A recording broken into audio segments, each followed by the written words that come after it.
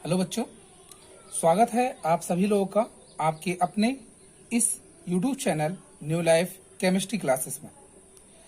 जैसा कि आपने पिछले वीडियो में देखा हुआ था कि हमने अधिशोषण के प्रकार को बताया हुआ था। अधिशोषण के जो प्रकार थे, भौतिक और रासायनिक अधिशोषण, उनके बीच में मैंने डिफरेंस बताया था। साथ ही साथ अधिशोषण और अवशोषण में क्या डिफरेंस होता है ये बताया था मैंने आपको। और गैसों के जो अधिशोषण की क्षमता थी ठोसों के पृष्ठों पर, वो कौन कौन से कारक थे ऐसे, उनको मैंने आपको इंट्रोड्यूस करवाया था।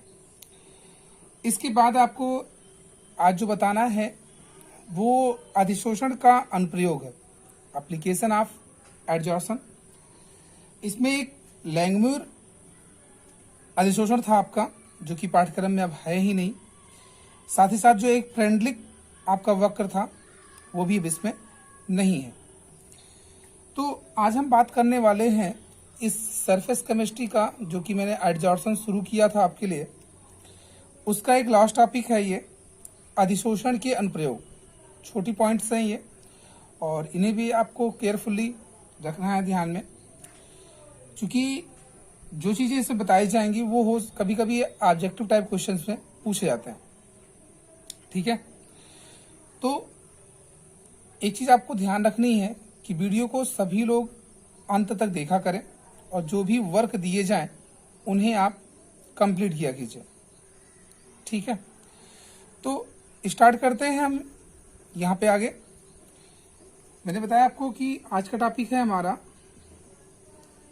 अधिशोषण का अनुप्रयोग। अधिशोषण का अनुप्रयोग।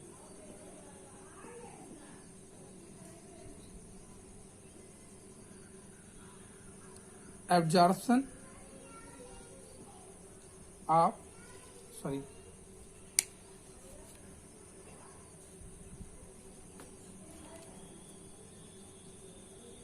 Application of adsorption.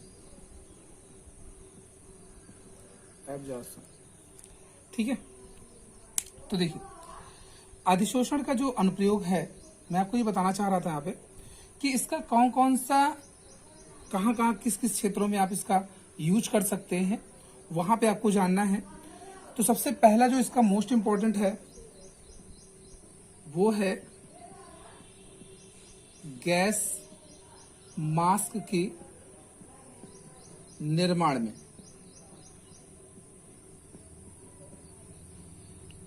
ठीक, इसका मेन होता क्या है, गैस मास्क के निर्माण में। जैसे वर्तमान समय में आप सभी लोग देख ही रहे हैं कि कोरोना कितना ज्यादा ना सक्रिय हो चुका है, तो अधिकांश क्या लगभग सभी लोग मास्क का प्रयोग करते हैं। तो आप उसमें देखते हैं डबल लेयर्स लगी रहती है, क्योंकि जो ये वायरस है एक तरह से गैस के माध्यम से ही या हम दूसरे स्पर्श करने के माध्यम से ही प्रवेश कर रही है। तो जो लेयर्स होती हैं, अगर कुछ ऐसे बैक्टीरिया या कीटाणु जो होते हैं या जो भी ऐसे विषाणु उसमें डेवलप होते हैं, तो क्या होता है कि वो लेयर उनको रोकने का काम करती है। ठीक है, तो वैसे ही यहां पर जो बताया जा रहा है कि गैस मास्क का जो है, ठीक, ये सक्रिय चारकोल हानिकारक गैसों का एक वर्णात्मक, जो हानिकारक गैसें होती हैं उनका वर्णात्मक मतलब एक क्रम से क्या करती हैं, अधिशोषण कर लेती है। वर्णात्मक तरीके से उनका अधिशोषण कर लेती है। जो भी हानिकारक गैसें होती हैं, ये मास्क उनका, गैस मास्क का जो होता है, यानी गैस मास्क का सक्रिय चारकोल जो रहता है वो हानिकारक गैसों का वर्णात्मक एक तरह से कह सकते हैं सिलेक्टिव रूप में, ठीक है, अधिशोषण कर लेता है। ठीक, ये गैस मास्क। तो ये पहला आपका एप्लीकेशन से। दूसरा है इसमें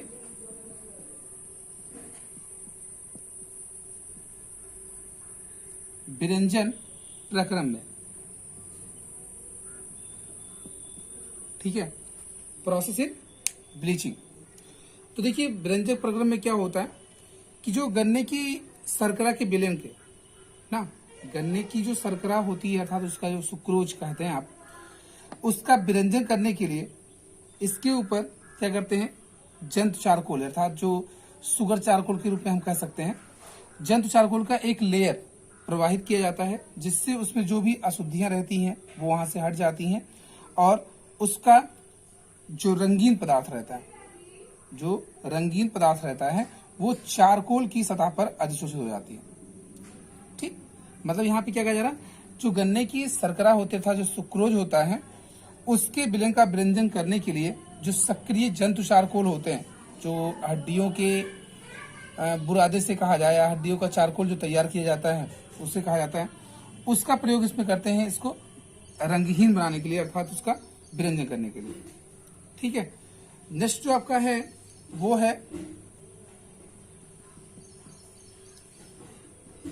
उच्च निर्वात उत्पन्न करने में। ठीक, उच्च निर्वात उत्पन्न करने में इसमें क्या होता है, इसमें ये कहा जाता है कि जैसे कोई बंद बर्तन है उसमें अधिशोषक को डाल दिया जाए, एक बंद बर्तन है और उसमें क्या किया जाए, उत्पाद को डाल दिया जाए, तो उत्पाद मतलब यहाँ पे जो भी अधिशोषक आपका होता है, जैसे जिसकी सतह पर आप कराना चाहते हैं उसको डाल दिया जाए, तो वहां पर निर्वात उत्पन्न हो जाता है, वहां पर निर्वात उत्पन्न हो जाता है, क्योंकि उसमें सूक्ष्म गैसें, जो सूक्ष्म गैसें बहुत ही कम मात्रा में गैसें वहां पर अधिशोषित हो जाती है। जैसे एक बंद बर्तन है तो उस बंद बर्तन को जब भी आप एक बार फिर से कैप करते हैं तो कुछ ना कुछ गैसें उसमें प्रवेश कर जाती हैं, वही कह रहा है यहाँ पे निर्वात उत्पन्न करने में। मतलब क्या कह रहा है, जैसे कोई भी खाली बर्तन है आपका, तो उस बर्तन में जब आप अधिशोषक को डाल देते हैं तो वहां पे निर्वात उत्पन्न हो जाता है, और निर्वात इसलिए उत्पन्न होता है क्योंकि उसमें सूक्ष्म मात्रा में उपस्थित जो गैसें रहती हैं वो वहां पर अधिशोषित हो जाती है। ठीक है, बात समझ में आ रही है यहाँ तक? तो पहले मैंने क्या बताया कि एक आपका है गैस मास्क के निर्माण में, दूसरा है विरंजन प्रक्रम में, तीसरा है उच्च निर्वात उत्पन्न करने में। ठीक, अब अगला है जो इसका वो है अनाद्र वातावरण उत्पन्न करने में,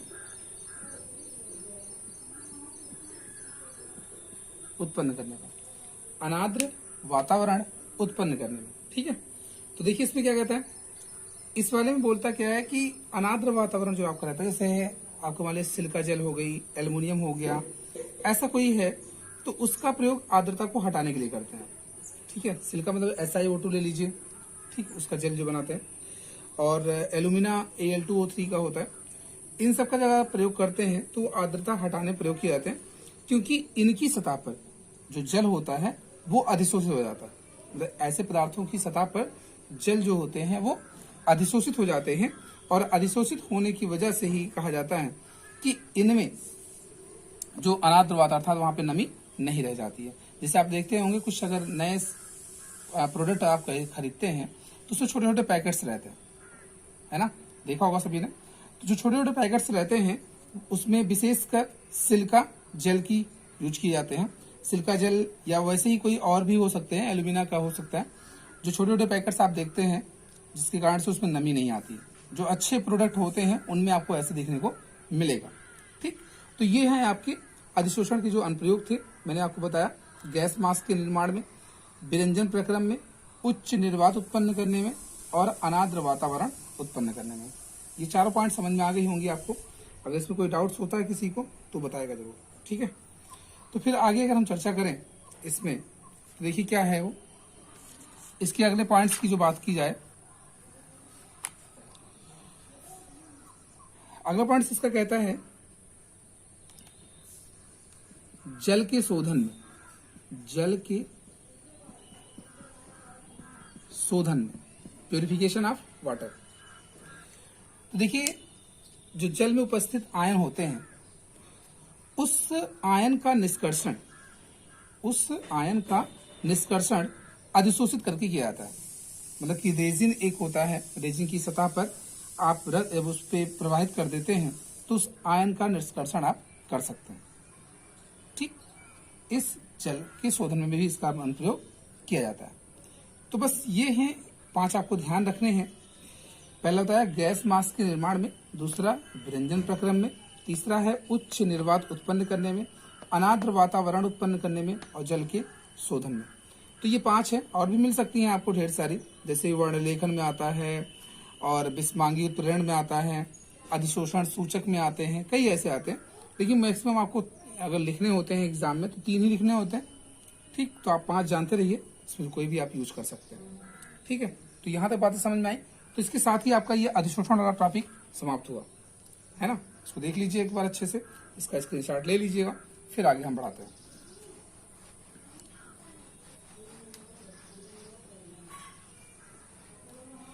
अब देखिए इसका अगला जब टॉपिक जो है हमारा इसी चैप्टर का, वो है उत्प्रेरण। उत्प्रेरण, ठीक है। तो उत्प्रेरण जो आपके होते हैं, अगर हम बात करें इस पे कैटालिसिस की,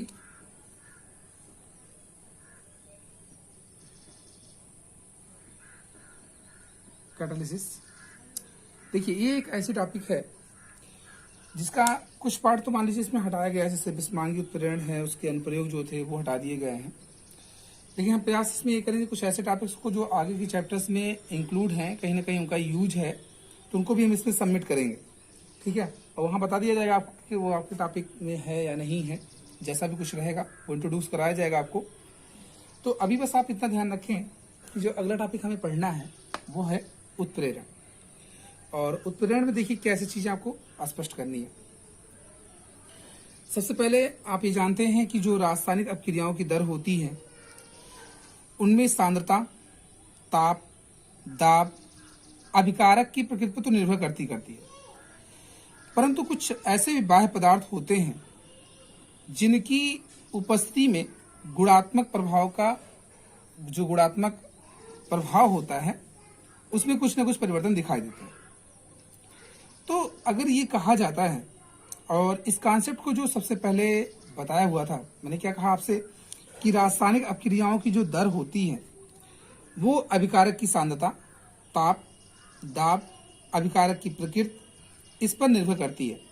लेकिन बर्जीलियस ने विभिन्न जो अपक्रियाएं होती हैं उनकी गति पर बाह्य पदार्थों की उपस्थिति में, जो भी बाहरी पदार्थ होते हैं उनकी उपस्थिति में जो एक गुणात्मक प्रभाव होता है, अध्ययन करते समय ये बताया था उन्होंने कि अभिक्रिया की गति जो होती है, अभिक्रिया की जो दर होती है, जो आपने रासायनिक बलगतिकी के अंतर्गत पढ़ा हुआ है, अभिक्रिया की गति जो होती है वो बाह्य पदार्थों की उपस्थिति में बढ़ जाती है।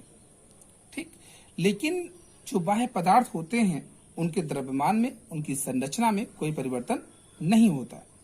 ठीक है, तो ऐसे कॉन्सेप्ट जो बताए थे वो बर्जीलियस ने कहा था। ठीक है, और उत्प्रेरण शब्द जो है वो बर्जीलियस ने ही दिया था। अर्थात यहां पर उन्होंने एक शब्द ऐसा यूज किया था कि अभिक्रिया की गति बढ़ाने वाले पदार्थ को, अभिक्रिया की गति बढ़ाने वाले पदार्थ को ही उत्प्रेरण कहते हैं। तो कुछ ऐसे भी अध्ययन जब आगे करके देखा गया तो कुछ ऐसे भी पदार्थ होते हैं जो अभिक्रिया की गति को घटा भी देते हैं ना। तो मतलब इसका जो एक कंक्लूजन निकाला, एक निष्कर्ष जो निकाला गया वो ये कहा जाता है कि ऐसे पदार्थ जिसकी उपस्थिति में अपक्रिया की गति प्रभावित हो जाती है, अपक्रिया की गति प्रभावित हो जाती है और वो पदार्थ रासायनिक अपक्रिया में भाग नहीं लेते हैं, वो पदार्थ रासायनिक अपक्रिया में भाग नहीं लेते हैं, उन्हें आप कहते हैं उत्प्रेरण। वो पूरी प्रक्रिया जो आपकी होती है वो उत्प्रेरण कहलाती है। जो उसमें पदार्थ आप प्रयोग कर रहे हैं वो उत्प्रेरक होती है। ठीक, बातें कुछ समझ में आ रही है? मतलब कि ऐसे पदार्थ जो रासायनिक अपक्रिया की दर, ऐसे पदार्थ जो रासायनिक अपक्रिया की दर को क्या करते हैं, प्रभावित कर देते हैं, या आप कह सकते हैं घटा या बढ़ा देते हैं। तो ऐसी स्थिति में आप ऐसे प्रक्रम को आप जो कहते हैं वो उत्प्रेरक होता है, उत्प्रेरण होता है। और जो पदार्थ उसमें प्रयोग किए जा रहे हैं उसे आप उत्प्रेरण कहते हैं। सॉरी, जो प्रक्रिया होती है उसे उत्प्रेरण कहते हैं और जो पदार्थ आप उसमें यूज कर रहे हैं वो उत्प्रेरक कहलाती है। ठीक है, यहां तक बात समझ में आ रही है आपको?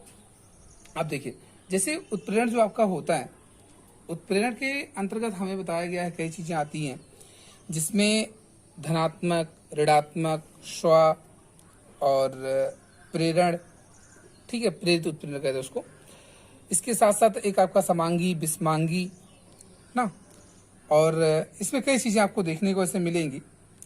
तो उत्प्रेरण पहले हम आपको एक बार फिर से बताते हैं, इसकी डिफिनेशंस क्या आप लिखेंगे वो आप जानिए पहले बढ़िया से। ऐसे पदार्थ जो किसी रासायनिक अपक्रिया में, ऐसे पदार्थ जो किसी रासायनिक अपक्रिया की दर को प्रभावित करते हैं उसे उत्प्रेरक कहते हैं, और इस प्रक्रिया को उत्प्रेरण कहा जाता है, और इस प्रक्रिया को उत्प्रेरण कहा जाता है। ठीक है, हमने आपसे कहा कि उत्प्रेरण शब्द जो है या उत्प्रेरक का जो नाम देने वाले वैज्ञानिक हैं और उसका जो अध्ययन करने वाले वैज्ञानिक हैं वो कौन है? बर्जीलियस। सबने नाम सुना क्या? बर्जीलियस। ठीक है, तो नाम याद रखिएगा कि उत्प्रेरक के कॉन्सेप्ट को किसने दिया था, या उत्प्रेरक के कॉन्सेप्ट को कैसे स्पष्ट किया गया था, या किसने स्पष्ट किया था। तो इन सभी का आंसर क्या होगा? बर्जीलियस।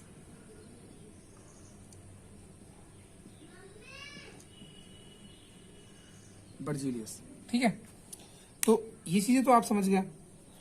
अब देखिए, जैसे जो आपका एक, मैं बात करूं KClO3 है, पोटेशियम क्लोरेट, ठीक, और नॉर्मल कंडीशन में अगर हमने कैटालिस्ट नहीं लगाया है तो इसमें 360 डिग्री सेल्सियस टेम्परेचर हो गया।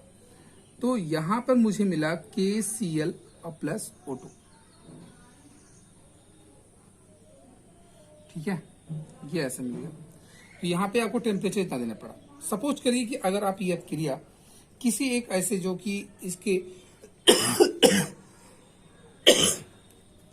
कैटलिस्ट की उपस्थिति में करवाते हैं, जैसे यही क्रिया हमारी है, और हमने यहाँ पे टेम्परेचर 250 डिग्री सेल्सियस रखा और यहाँ कैटलिस्ट लगा दिया MnO2, तो कंडीशन यही होगी। अब क्रिया थोड़ी सी तीव्र गति से होगी ऐसे।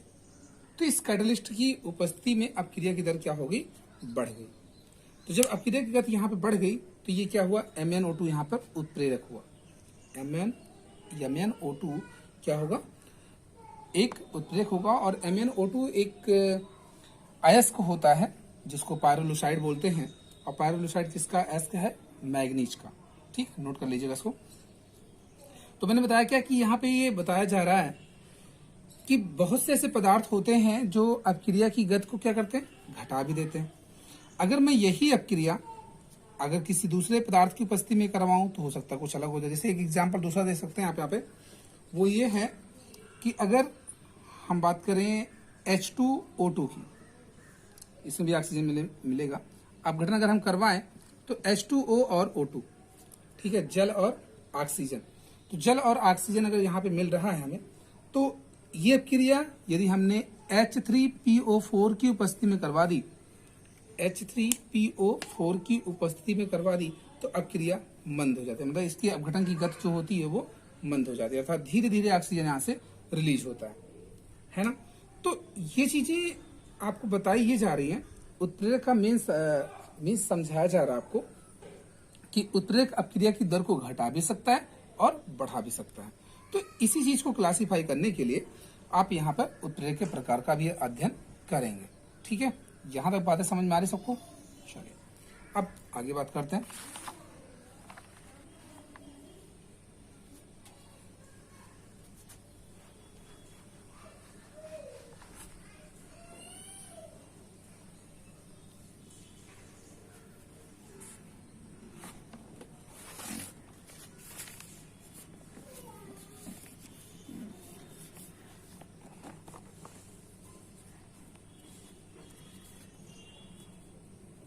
हाँ, तो बात करने वाले थे आज हम इसमें आगे, वो है उत्प्रेरण का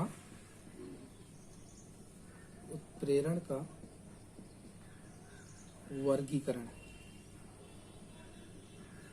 क्लासिफिकेशन ऑफ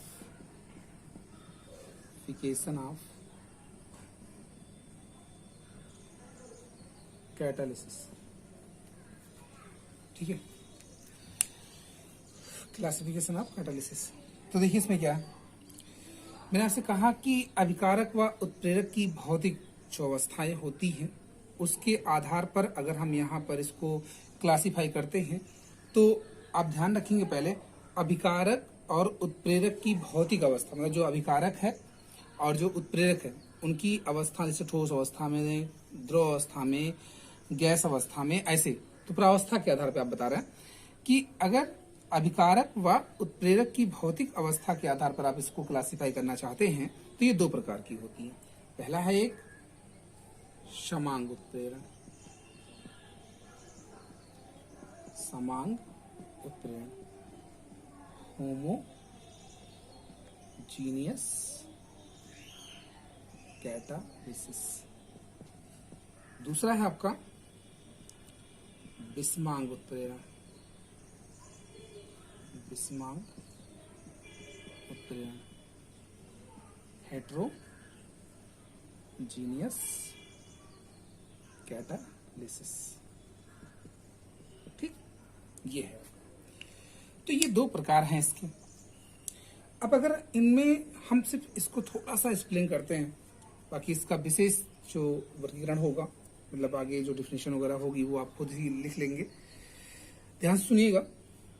समांग उत्प्रेरण में इसमें बताया क्या जा रहा है कि जो अभिकारक और उत्प्रेरक, अभिकारक और उत्प्रेरक अगर एक ही प्रावस्था में होते हैं, मतलब समान प्रावस्था में होते हैं, ठीक है, क्या कहा जा रहा है, अभिकारक और उत्प्रेरक यदि दोनों समान प्रावस्था में होते हैं तो ऐसे अभिक्रिया को आप समांग उत्प्रेरण क्रिया कहेंगे, और जो उत्प्रेरक वहां पर यूज हुआ है उसे समांग उत्प्रेरक कहते हैं। ठीक है, बात समझ में आ रही है आपको? मैंने क्या समझाना चाहा आपको यहाँ कि जो आपके पदार्थ हैं यहाँ पर अभिकारक, ठीक है, अभिकारक जो कि आप अपक्रिया के पहले आप यूज करते हैं, और उत्प्रेरक दोनों अगर एक ही प्रावस्था में, मतलब समान प्रावस्था में होते हैं तो उसे, उस अपक्रिया को आप कहेंगे समांग उत्प्रेरण। ठीक, और उसमें जो प्रयोग होता है आपका उत्प्रेरण, जो पदार्थ प्रयोग होता है उसे आप उत्प्रेरक कहते हैं। ठीक है, और विशेष रूप से यहाँ पर जो देखा जाता है कि समांग उत्प्रेरण के अंतर्गत जो उत्प्रेरक आपका होगा वो विशेषकर गैसीय अवस्था में या फिर द्रव अवस्था में, ठोस अवस्था में अपक्रिया नहीं होती है। चूंकि हम अगर कहें ठोस और ठोस का जो मिश्रण होता है एक तरह से वो विषमांगी होता है ना। ठोस और ठोस का मिश्रण कैसा था, विषमांगी होता है। तो देखिए, जैसे एक एग्जाम्पल के माध्यम से मैं समझा रहा हूं, SO2 जो कि गैस फॉर्म में है, O2 ये भी गैस फॉर्म में है, NO ये भी गैस फॉर्म में है, SO3 मिला ये भी गैस फॉर्म में मिला। तो यहाँ प्रोडक्ट से आपको कोई विशेष मतलब नहीं है, मैं आपको बस यहाँ ये समझाना चाह रहा हूं। देखिए, ये जो आपका है उत्प्रेरक, ठीक, और ये है आपका अभिकारक।